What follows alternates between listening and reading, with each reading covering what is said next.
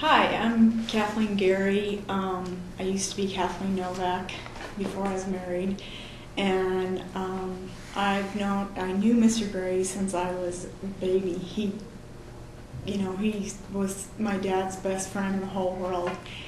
There are a lot of memories that I have that are all good, and some were funny, and some were they were just good times. Since I have known you so long, you not only taught me how to swim, you taught me how to dive. You were my track coach in junior high. You were bigger than life. And then when I went to lifeguard for you, I remember, like I said, how scared I was, and I didn't want to disappoint you. And they really were the best summers of my life, because I remember I'm so not a morning person. And you had us come in,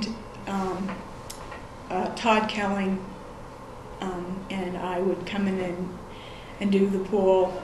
We'd skim it and clean it all out. It was the cleanest pool in Broomfield, and it's never been one as clean since. And you would always tease me because I'd come in half dead, and you would just laugh at me. And you always bought pine salt to clean the pool with. And we had to wash the bathrooms and the decks every single morning at 5 o'clock with the pine salt. And you wouldn't just let us clean the pool from the top. We had to get in the water and go around the edges. So Todd always made me do that because he vacuumed better. And I was like, no, because you don't want to get wet. One day, I don't know if you remember this, but there was a pigeon stuck in the back room where we kept all the chemicals, and it was stuck up in the rafters.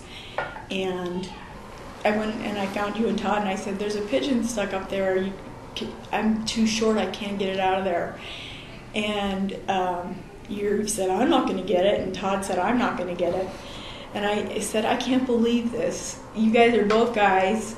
You fought in the Korean War. Todd's going to MIT. And you won't get the pigeon. So they made a ladder for me, and I had to get it down. So that was kind of fun. It was just so much fun because you could be, when you got upset, it was kind of funny because your neck would stiffen up and you'd grit your teeth, and anybody in Broomfield knows what I'm talking about that grew up with you. And I remember the moments when you could be serious as a coach and be irritated with us, which we deserved.